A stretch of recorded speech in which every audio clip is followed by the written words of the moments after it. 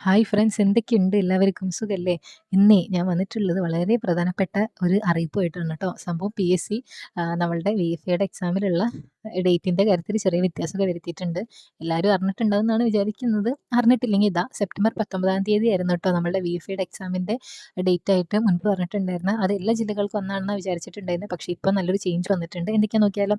September 19-ാം തീയതി ആകെ 5 ജില്ലകൾക്കാണ് exam ഉള്ളത്. 1 തിരുവനന്തപുരം, 2 പത്തനംതിട്ട, പിന്നെ ഇടുക്കി, മലപ്പുറം, വയനാട് ജില്ലകൾക്കാണ് സെപ്റ്റംബർ 19-ാം തീയതി എക്സാം. അടുത്തത് ഒക്ടോബർ 17-ാം തീയതിയാണ്. അന്ന് 5 ജില്ലകൾക്ക് തന്നെയാണ് എക്സാം ഉള്ളത്. അത് ആലപ്പുഴ, കോട്ടയം, തൃശ്ശൂർ, കോഴിക്കോട്, കാസർഗോഡ്. പിന്നെ അടുത്ത എക്സാം നടക്കുന്നത് ഒക്ടോബർ 31-നാണ് കേട്ടോ. എത്ര ചേഞ്ച് ഉണ്ട് നോക്കിയേ. അപ്പോൾ നമുക്ക് എത്ര ദിവസങ്ങളുടെ വ്യത്യാസം ഉണ്ട് നോക്കണ്ടേ. അപ്പോൾ അത് കേട്ടാലാണ് ശരിക്കും നമ്മളിങ്ങനെ ഞെട്ടുക. അതായത് സെപ്റ്റംബർ 19-ലേക്ക് ഇനി 65 ദിവസമാണ് ഉള്ളത്. ഒക്ടോബർ 17-ലേക്ക് 93 ദിവസം, ഒക്ടോബർ 31-ലേക്ക് 107 ദിവസം. അതായത് ഒരു മാസത്തിൽ കൂടുതൽ വ്യത്യാസം വന്നിട്ടുണ്ട്. നേരത്തെ നമ്മൾ ചിന്തിച്ചതിനേക്കാളും ഒരു മാസത്തിൽ കൂടുതൽ വ്യത്യാസം വന്നിട്ടുണ്ട്. ഓക്കെ. അപ്പം ഇത് 2 രീതിയിൽ നോക്കിക്കാണാം. ഇത്ര സമയം കിട്ടിയല്ലോ എന്ന് ചിന്തിക്കുന്ന ആൾക്കാരുണ്ടാവും. അയ്യോ! ഇനി ഇത്ര സമയമുള്ളൂ. അപ്പം ഇനി ഏത് രീതിയിലാണ് പ്രിപ്പറേഷൻ ചെയ്യേണ്ടത്? ഇനി ഞാൻ എന്തിലേക്കാണ് ഫോക്കസ് ചെയ്യേണ്ടത്? എൻ്റെ ടൈം ടേബിൾ മൊത്തത്തിൽ മാറ്റണോ? അങ്ങനെയൊക്കെ ചിന്തിക്കുന്ന ആൾക്കാരുണ്ട്. അപ്പം നിങ്ങൾ ഏത് കൂട്ടത്തിലാ വിടുക? ഇനി നമ്മൾ സ്ട്രാറ്റജി മാറ്റുന്ന കാര്യത്തിൽ ആ കൂട്ടത്തിലാണോ? അതോ ഇനി ഒരുപാട് ടൈം ഉണ്ട് എന്ന് ചിന്തിക്കുന്ന കൂട്ടത്തിലാണോ? ഒരിക്കലും ഇനി ഒരുപാട് ടൈം ഉണ്ട് എന്ന് ചിന്തിക്കുന്ന ഒരു ടീമിലാവരുത് കേട്ടോ നമ്മൾ. നമുക്ക് ഇനി വേണ്ടത് നമ്മളുടെ പ്ലാനിൽ ചെറിയൊരു വ്യത്യാസം വരുത്തിയിട്ട് നമ്മളുടെ പഠനം കുറച്ചുകൂടി ഗംഭീരമാക്കുക എന്നുള്ളതാണ്. പിന്നെ ശരിക്കും നിങ്ങളൊന്ന് ചിന്തിച്ച് നോക്കിയേ. നമ്മൾ ഒരു 65 ദിവസം, ഓക്കെ, ഞാൻ ഫസ്റ്റ് എക്സാം നടക്കുന്ന ജില്ലകൾക്ക് വേണ്ടിയിട്ടാണ് ഈ കാര്യം പറയുന്നത്. നമ്മൾ ഇനി ഒരു 65 ദിവസം ശരിക്കും കഷ്ടപ്പെട്ടിരുന്ന് പഠിക്കാം. ഓക്കെ. രാത്രിയെന്നോ പകലെന്നോ അല്ലെങ്കിൽ നമ്മളുടെ ചില എൻ്റർടൈൻമെൻറ്റ്സും പല കാര്യങ്ങളും ഒക്കെ മാറ്റി വെച്ച് ഫോണിൻ്റെ ഉപയോഗം എന്ന് പറയുന്നത് അനാവശ്യമായിട്ടുള്ള നമ്മൾ റീൽസിലുള്ള തോണ്ടിയിരിക്കലൊക്കെ അല്ലേ, അതൊക്കെ ഒന്ന് മാറ്റി വെച്ച്, അല്ലെങ്കിൽ നമ്മൾക്ക് ആവശ്യമില്ലാത്ത സമയത്ത് നമ്മളിരുന്ന് സിനിമ കാണുന്നതും അല്ലെങ്കിൽ എന്തെങ്കിലും ചിന്തിച്ചിരിക്കുന്നതും അല്ലെങ്കിൽ എന്തെങ്കിലും ഓരോ വീഡിയോസും അനാവശ്യമായിട്ടുള്ള ഓരോ കാര്യങ്ങളൊക്കെ നമ്മളിങ്ങനെ കണ്ടും കേട്ടൊക്കെ ഇരിക്കുന്ന സമയങ്ങളില്ലേ, അതൊക്കെ ഒന്ന് മാറ്റി വെച്ച് ഫുള്ളി കോൺസെൻട്രേറ്റ് ആയിട്ട് 65 ദിവസം ഇരുന്ന് നോക്ക്. ഈ 65 ദിവസത്തിന് നിങ്ങളുടെ ലൈഫിൽ ഒരു വലിയ ചേഞ്ച് കൊണ്ടുവരാൻ പറ്റിയിട്ടുണ്ടെങ്കിലോ, അല്ലേ?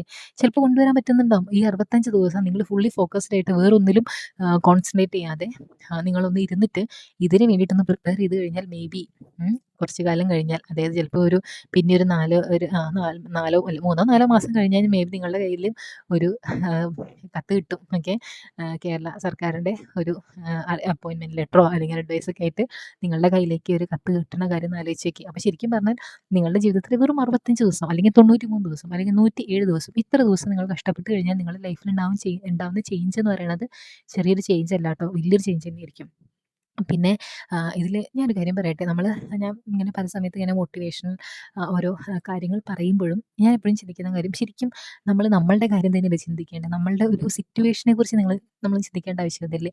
നിങ്ങളൊന്നിപ്പോൾ ആലോചിക്കുക. അതായത് ഇപ്പം ഞാനടക്കമുള്ള ഇപ്പം നമ്മൾ ജോലിക്കൊന്നും പോകുന്നില്ല. ഇപ്പം എന്നെ സംബന്ധിച്ച് നോക്കുമ്പോൾ ഞാൻ ജോലിക്കൊന്നും പോകുന്നില്ല. അപ്പം ഞാനടക്കം എൻ്റെ എല്ലാ ആവശ്യങ്ങളും ചുറ്റുമുള്ള ആൾക്കാരുടെ അടുത്തു നിന്നാണ് സാധിച്ചെടുക്കുന്നത്. അപ്പോൾ ഇതുവരെ അവർക്കൊരു ബുദ്ധിമുട്ട് തോന്നിയിട്ടില്ല. അങ്ങനെ എന്തെങ്കിലും എനിക്ക് ചെയ്തു തരുന്നതിൽ അങ്ങനെ ബുദ്ധിമുട്ട് ഞാൻ ഇതുവരെ പ്രകടിപ്പിക്കാത്ത ആൾക്കാരാണ് ചുറ്റുമുള്ളത്. എങ്കിൽ പോലും ഞാൻ എപ്പോഴും ചിന്തിക്കാറുണ്ട്, എന്നെ ഇങ്ങനെ കുഞ്ഞു കുഞ്ഞു ആവശ്യങ്ങളും ആഗ്രഹങ്ങളൊക്കെ പറയുമ്പോൾ എനിക്ക് സത്യം പറഞ്ഞാൽ ഒരു കുറ്റബോധമാണ്. എനിക്കൊന്നും ചെയ്യാൻ പറ്റിയിട്ടില്ലല്ലോ, എനിക്ക് ഇതിനുള്ളൊരു അവസരം കിട്ടിയിട്ടില്ല. ഇങ്ങനെ ഇത്രയും ആൾ എനിക്ക് വേണ്ടി ചെയ്തു തരുന്നുണ്ട്, ഇവർക്ക് തിരിച്ചെന്താണ് എന്നെക്കൊണ്ട് ചെയ്തു കൊടുക്കാൻ പറ്റുക, എന്നാണ് അതിനുള്ളൊരു അവസരം കിട്ടുക എന്നുള്ള ആ ഒരു സംഭവം എനിക്കിപ്പോഴും ഉണ്ടാവാറ്. ഇപ്പോഴും ആ ചിന്ത എൻ്റെ മനസ്സിലുണ്ടാവാറുണ്ട്. അപ്പോൾ നിങ്ങളുടെ ഉള്ളിലൊക്കെ ആ ചിന്ത ഉണ്ടാവുമെന്ന് എനിക്കറിയാം. ഇതിൽ ഭൂരിഭാഗം പേരും ജോലിക്ക് പോവാതെ വീട്ടിലിരുന്ന് ഫുള്ളി ഇരുന്ന് പഠിക്കുന്ന വീട്ടമ്മമാരൊക്കെ ആയിരിക്കും. അപ്പം ചിലപ്പം പല കാര്യങ്ങളും മാറ്റി വെച്ചിട്ടായിരിക്കും, അതായത് വീട്ടിൽ കുഞ്ഞുങ്ങളുടെ മറ്റെല്ലാവരുടെയും കാര്യങ്ങളൊക്കെ നോക്കിയിട്ടായിരിക്കും നിങ്ങൾ ഈ പഠനമൊക്കെ നടത്തുന്നുണ്ടാവുക. അപ്പം ചില വീടുകളിലാണെങ്കിൽ സാഹചര്യം ചിലപ്പോൾ വളരെ മോശമായിരിക്കും.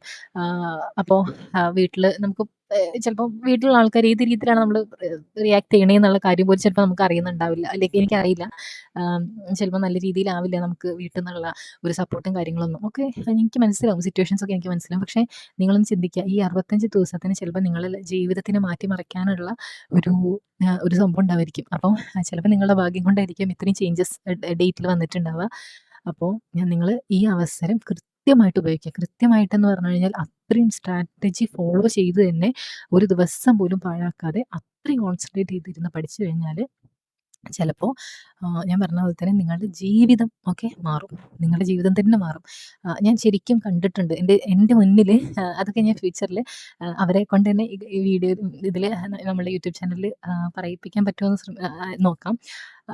അതായത് ഞാൻ എൻ്റെ കൺമുന്നിൽ ഞാൻ കണ്ടിട്ടുണ്ട് ഒരാളുടെ ജീവിതം എങ്ങനെയാണ് ഒരു ഗവൺമെൻറ് ജോലി കിട്ടിയിട്ട് മാറിയിട്ടുള്ളത് എന്നുള്ളത് കേട്ടോ.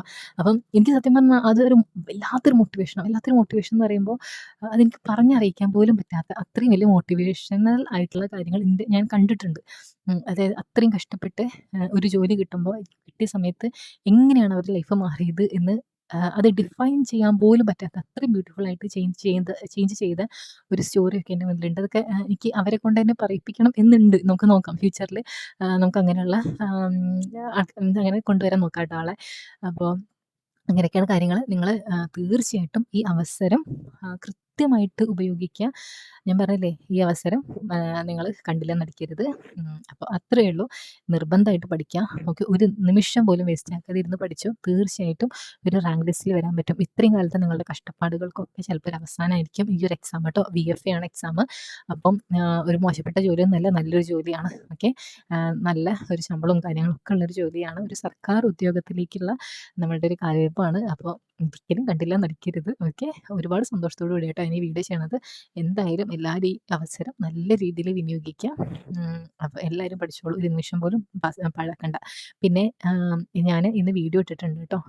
ഒരു വീഡിയോ ഇട്ടതായിട്ട് നിങ്ങൾ കണ്ടിട്ടുണ്ടാവും. നമ്മൾ കറണ്ട് അഫയേഴ്സിൻ്റെ ഒരു സീരീസ് സ്റ്റാർട്ട് ചെയ്യുന്നുണ്ട്. കറണ്ട് അഫയേഴ്സ് മാത്രമല്ല, നമ്മളുടെ ഇനി വരുന്ന എക്സാംസിനൊക്കെ ഉപയോഗപ്രദമാവുന്ന രീതിയിലുള്ള വീഡിയോസാണ് ഇനി ചെയ്യുന്നത്. അപ്പോൾ തീർച്ചയായിട്ടും നിങ്ങളുടെ ഒരു പിന്തുണയും കാര്യങ്ങളൊക്കെ ഞാൻ പ്രതീക്ഷിക്കുന്നുണ്ട്. അപ്പോൾ അത്രയേ ഉള്ളൂ. Thank you so much for watching. ഒരു നിമിഷം പോലും വേസ്റ്റ് ആക്കാതെ പോരുന്ന പഠിച്ചോ. ഓക്കെ.